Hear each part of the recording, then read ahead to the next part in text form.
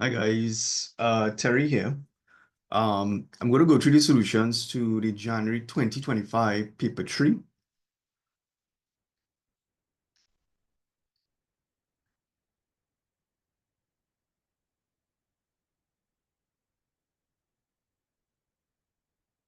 Okay, so let's start with question 1. All right, so Lacram packs tins of milk for sale in large boxes and small boxes. Each large box holds 24 tins and each small box holds 12 tins. He has X large boxes and Y small boxes. Lacra must pack at least 240 tins of milk, right? Use the information to show this. Okay, so what you would normally do in a question like this, he has X large and Y small. So in your mind, you need to understand which one is X, which one is Y, right? Now, each large box holds 24 tins. So therefore, if we have X boxes, we're going to have 24, right? Multiplied by the small boxes, which in this case is going to be X, plus, right? Now, what we're going to use the condition that he must pack at least 240 tins. So in terms of the, make sure I tell, okay, sorry. So the 24 tins, right? That's going into the large box, right? So X is large. Yeah, X is large, right? So it's 24X plus the small boxes, which is Y, hold 12 tins. So this is going to be 12Y.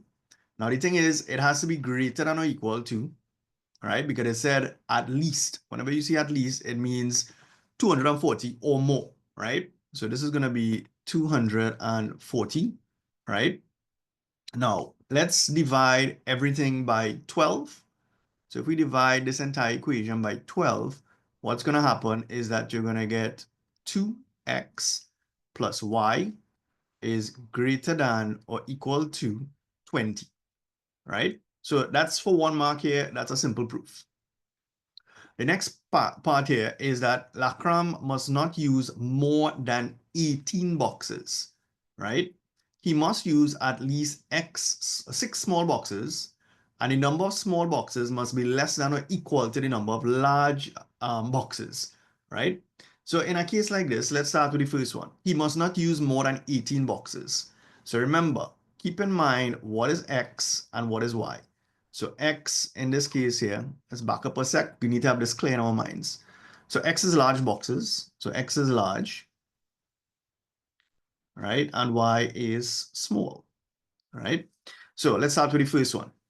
So you must not use more than 18 boxes. So that means that if I add up the number of large boxes and small boxes, it should not be greater than 18. So in this case, we're going to say X plus Y, right, has to be less than or equal to 18, right? So we can't exceed that. So that's our first inequality here based on that statement. He must use at least 6 small boxes, right? So at least means 6 or more. That's what this means, right? At least means 6 or more. So we're looking at small boxes, which is Y. So therefore, Y, right, has to be greater than or equal to 6, right? That is what that inequality means there, right? At least means 6 or more. That's what it means. And then the next one here, the number of small boxes must be less than or equal to the number of large boxes. So the number of small boxes, right, which in this case is Y, must be less than or equal. So you put in less than or equal to the number of large boxes, which in this case is X, right? So that's our inequality here. So those are the 3 inequalities that they want there. Now, an incomplete graph is shown on the grid using the information in parts A and B. Complete the graph, drawing the remaining 2 straight lines associated with the inequalities and shade the common region. So let's see what do we have here, right? Okay, so they have the line y is equal to x. They also have y is equal to 6, right? Now let me just write down all the inequalities here. So 2x plus y is greater than or equal to 20.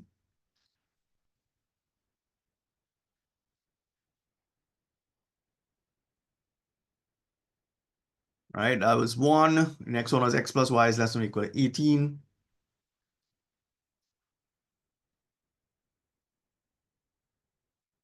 Next one was y is greater than or equal to 6. And the last one was y is less than or equal to x. Right? Now, they have drawn two lines for us here, right? So the first line they've drawn, let's say this one here, y is equal to 6.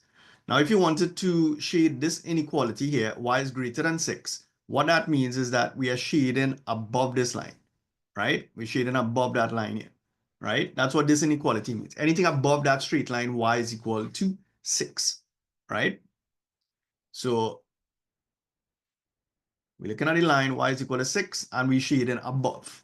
Let's deal with this last one here as well, right? Y is less than or equal to x. Now, normally what I do, I tell my students, select a point above or below the line and then do a test, right?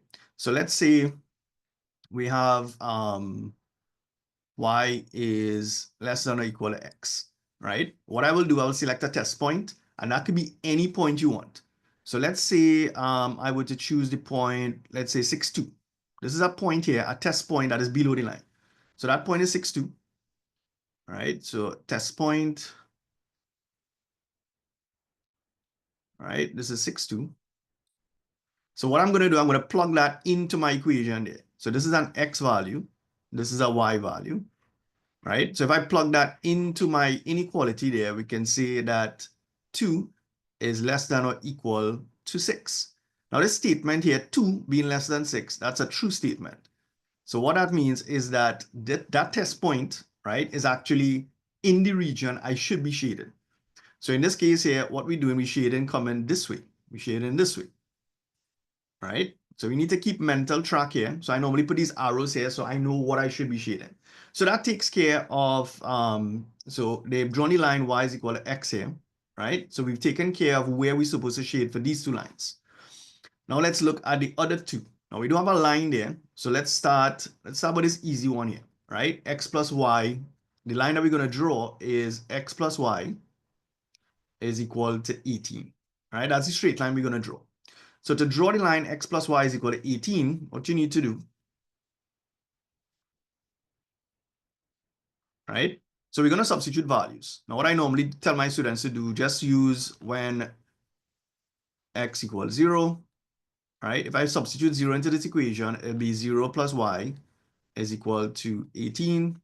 So therefore, y is equal to 18, right? So therefore, this point on this graph is going to be 0, 18, right? The second thing I'm going to do, I'm going to substitute y is equal to 0. So when y is equal to 0, right, we're going to say x plus 0 is equal to 18. So therefore, x is equal to 18, right? So therefore, this point is going to be 18, 0. Now, why am I using this point and this point? Or why am I trying to use that? Basically, I'm trying to figure out what is the points I can use to draw that line x plus y is equal to 18. So 18, 0 and 0, 18. So 18, 0 is here and 0, 18 is up here. So what you need to do, you need to take a ruler, and what you're going to do now is to draw. All right, so let's get a straight line going here.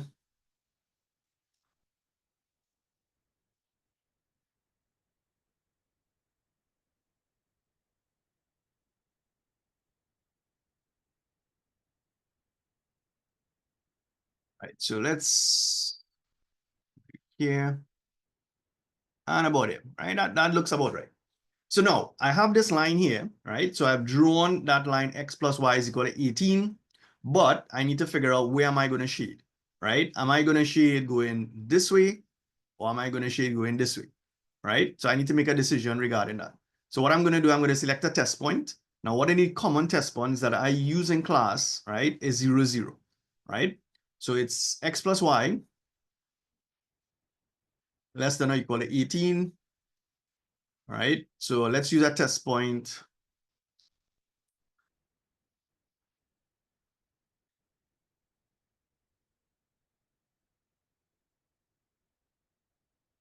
Right, of 0, 0, right?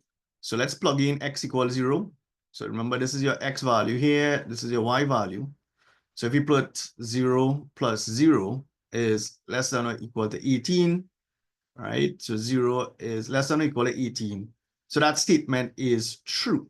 So therefore, that 0.00 is in the region that I should be shading. So we should be shading coming this way, right? So keeping track of all the regions that we should be shading. So we need to draw one more line, and that is this line here. So that's going to be 2x plus y is equal to 20. All right, 2x plus y is equal to 20. So again, we need to figure out two coordinates I can use in order to draw that straight line. So 2x plus y is equal to 20. Make sure it's the correct thing, 2x plus y, right? So let's substitute, right? So we can use, let's say when x is 0, right? We can say that 2 by 0 plus y is equal to 20, right? So therefore, y is equal to 20, right? So therefore, this coordinate here will be 0, 20, right? We can also substitute, let's say when y is equal to 0, right? 2x plus 0 is equal to 20.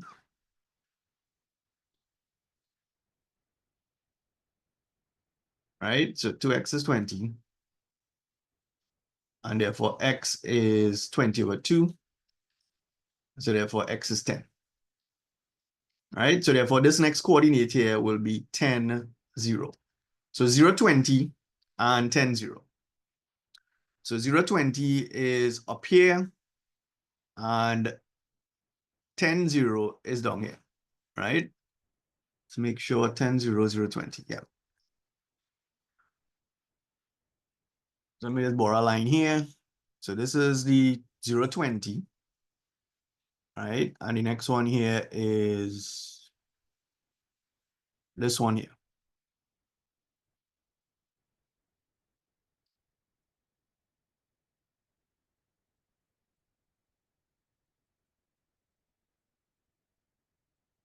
Right?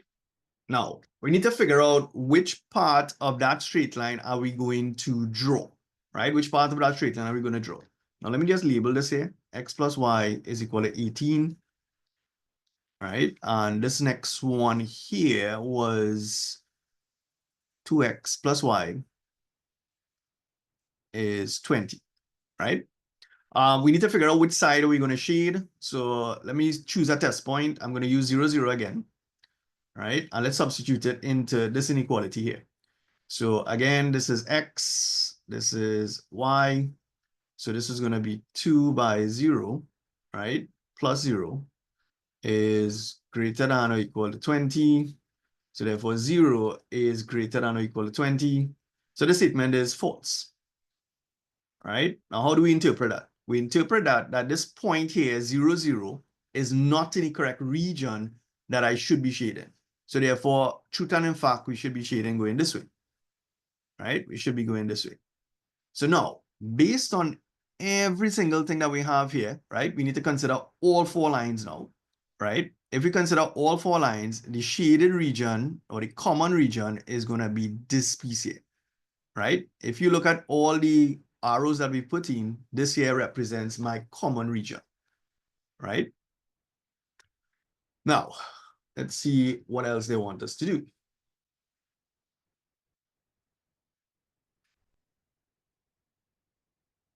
All right. The large boxes cost $5 and the small boxes cost $2. Find the number of large boxes and number of small boxes which would yield the least possible cost, right? So in this case here, right, we need to consider all of these points here. Now, whenever you find a common region, we're looking at the vertices of this polygon that we get in here, right? So this point here, we have this point here. We also have this point here, and then we have a point here that we'll probably have to read off in a sec, right? So those are 4 different vertices that we have here, right? I want to have to write it on the diagram for you, right? Here, what I'm going to do, I'm going to just, let me just label the points, right? Let's call this A. Let's call this B. Let's call this C, and let's call this D, right? So what I'm going to do, I'm going to read off those coordinates, right? So we have A, B, C, and D, right? Now let's read off the easy ones first. So B in this case is 7, 9. So this coordinate here is 7, 9.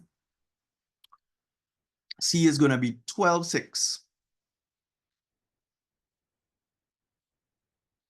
Right? D is going to be 7, 6. Right? And for this one here, I'm going to use the graph. So that's about, I'm going to estimate this here. 6.246, maybe about 6.8, maybe.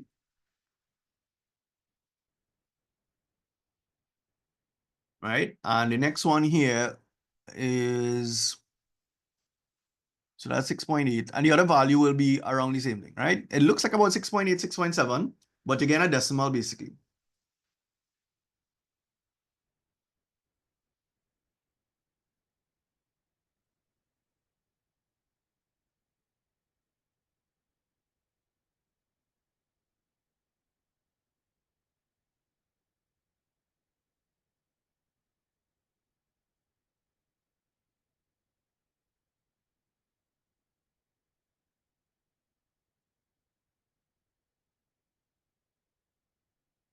Right. Now, they're telling us that a large box costs $5 and a small box costs $2, right? Find the number of large boxes and the number of small boxes, right? That would deal. So we want the least possible cost here, right? Now, in terms of the cost for the boxes, right? So that'll be 5, right? Because $5 for one large box. So that's 5 by X, right? Plus $2 for a small box. So that's going to be 2y. So what we need to do, we need to substitute each of these coordinates here into that formula and see which one gives me the least possible cost. So in this case, it's going to be 5 by 6.8, right? Plus 2 by 6.8. And we need to work that out.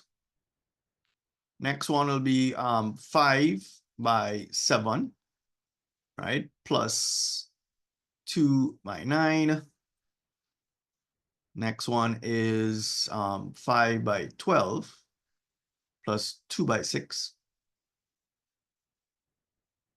All right. And then next one is 5 by 7 plus 2 by 6. Right. Now, some of you may have gotten something slightly different to the 6.8. All right. I'm just looking at a blurry graph here. Right.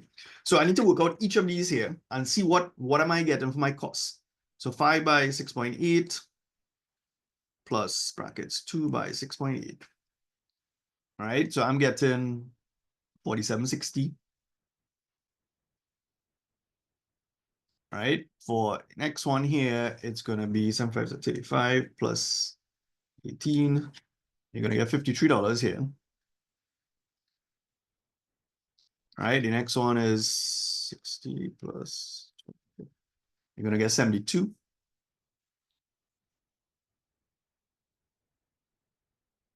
Right? And then we have 35. We have 47.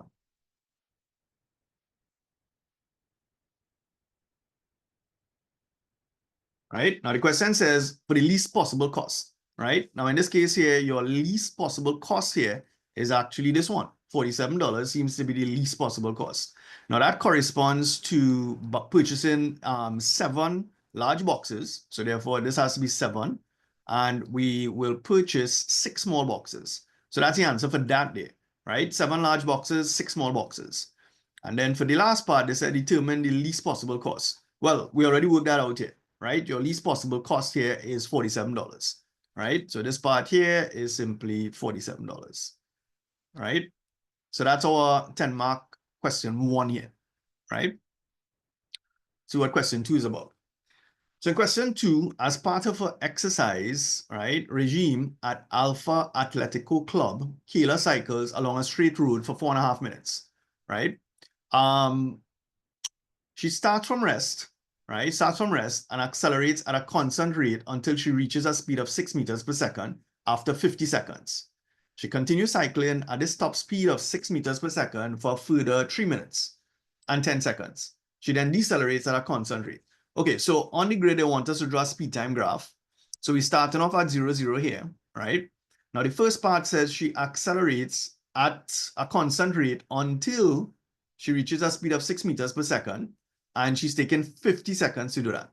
So this here corresponds to 50, and she's going up to 6, right? That's her speed. So what we're going to do, we're going to draw a straight line, right? From here to here, right?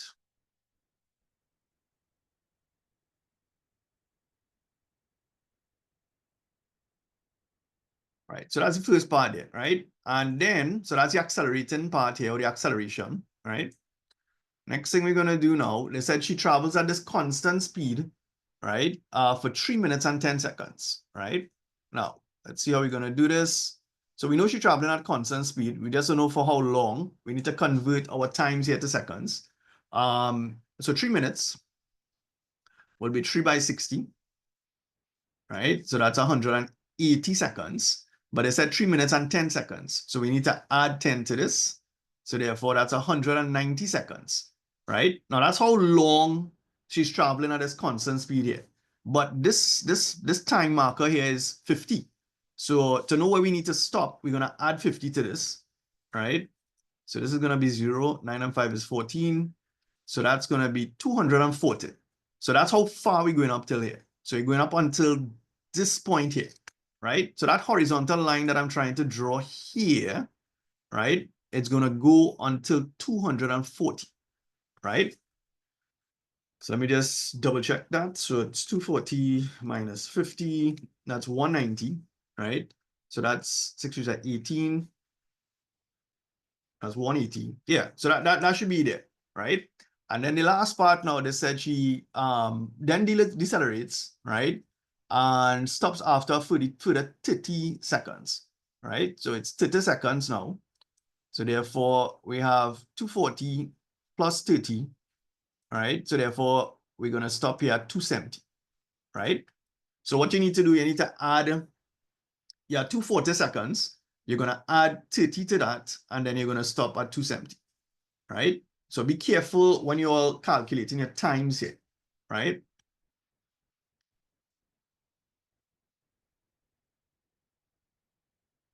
All right, let's see what they have here now. Determine Kayla's acceleration for the first 50 seconds. So when it comes to acceleration, all you need to do is to find the slope of this line here, right?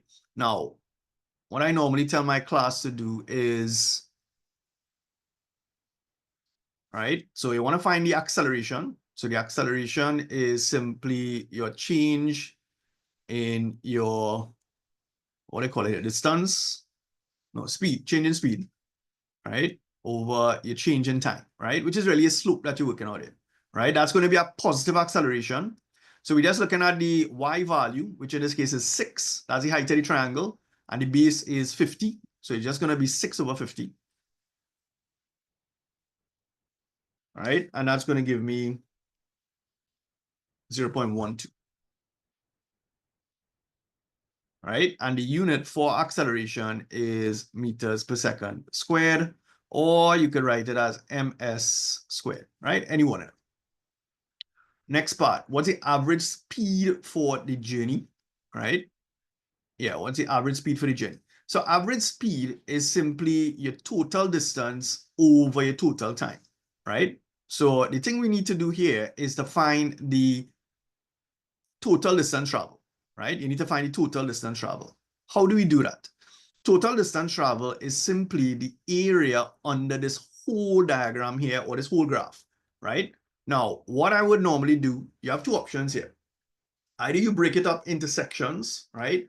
Or you simply find the area under the graph using the area of a trapezium. Because that's what this is. It's a trapezium. But some people, they kind of get confused with that. So what I'm going to do, I'm going to drop a line here, and I'm going to drop a line here. Right? Let's call this A1. Let's call this A2. Right? And let's call this A3. Right? So if you want to get the average speed is total distance over total time. So let's write that. So average speed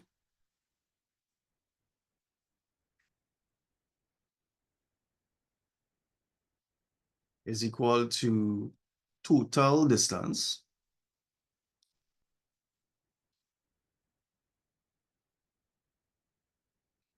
over time, right? And when I say time here, I mean total time, right? Now, I don't know what the total distance is yet. We have to work that out, right? But the total time here is going to be 270 seconds,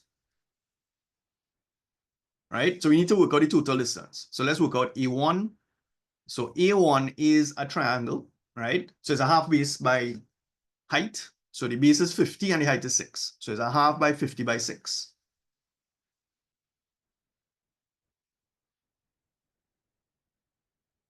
Right? So that's going to be 5 by 50 by 6.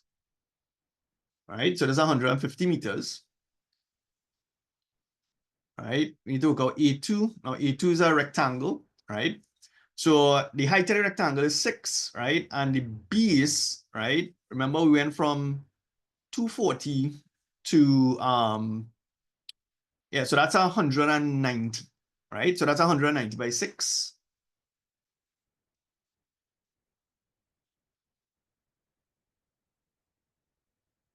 All right, that's 1140 meters. And then we need to work out A3. And that's another triangle as well, right? So that base there is 30 and the height is 6. So that's going to be a half by 30 by 6, right? And that's going to be 90 meters. So the total distance, all I need to do is to add up all of this.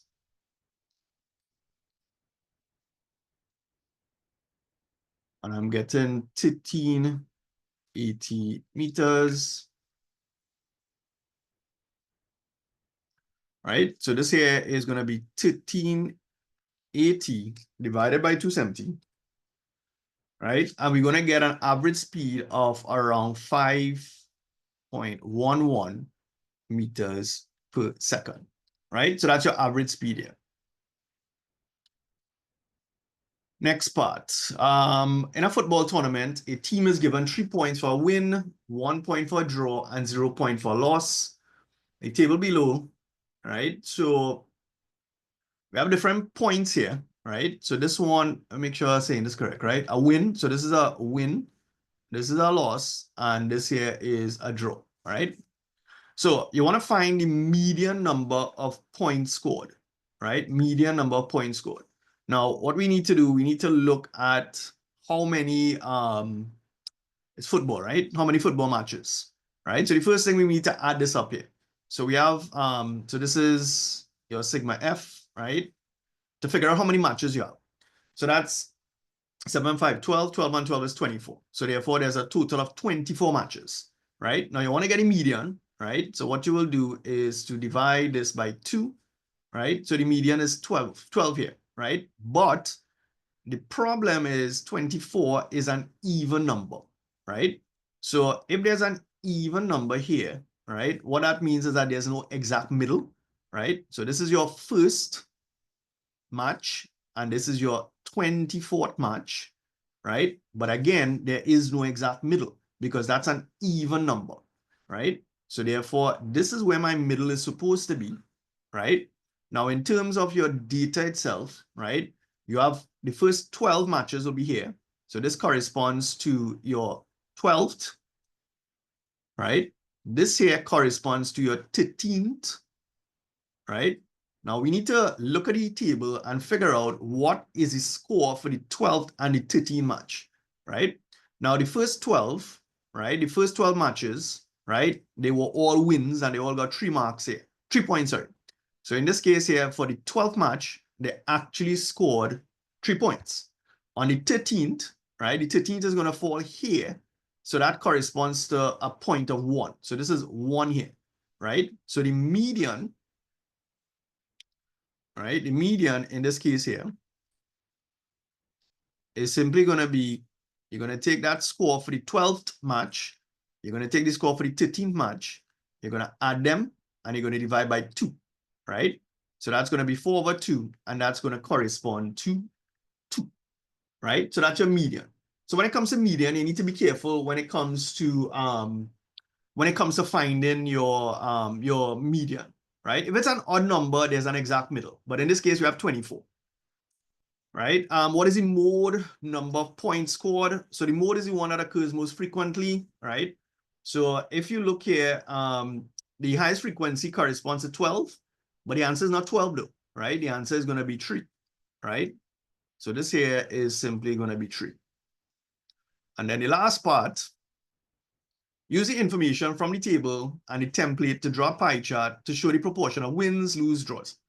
So what we need to do, we need to take the table and work out the angle for each one, right? So let's say for the win, right? All we need to do is to take 12, right? So it's going to be 12 over 24 multiplied by 360, right? So we work out the angles for each one here. So 12 over 24 is a half of 360 is 180, right? And then the next one is what? Draw, and the draw is 7. Right? So that's 7 over 24 multiplied by 360. Right? And that's going to give me 105. So this here is 105 degrees. And then the next one is oh, sorry, this one was, that's not the draw. That's the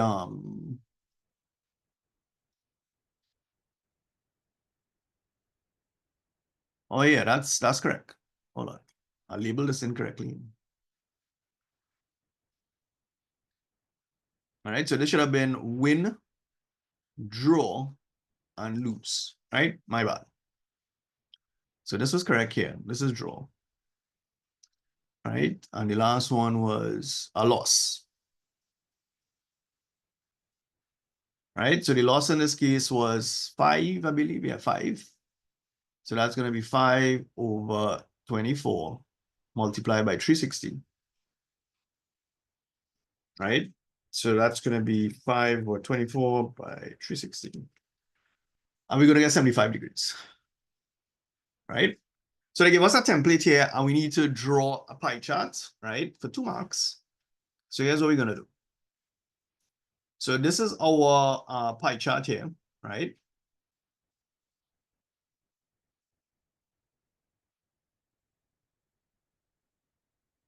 So we need this, right? And we'll, yeah, that's as much as we need.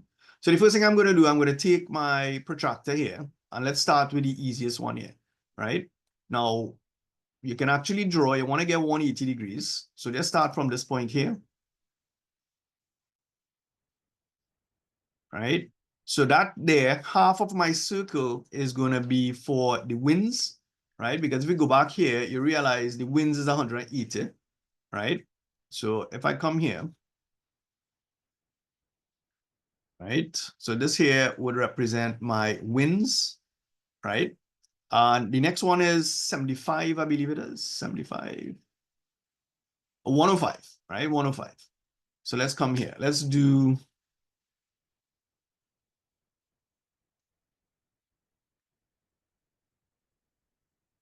right? So you take a protractor in this case here, right? And come on this side.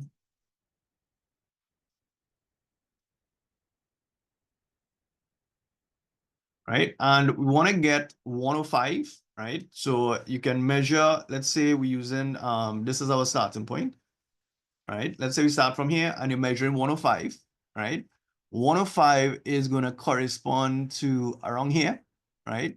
Or here based on the protractor. So all I'm going to do, let's remove the protractor now, right? And we're going to draw a line from the center of the circle, right? Passing through this point here, all right? So all I need to do here now is to label, right? So this here will be my draw,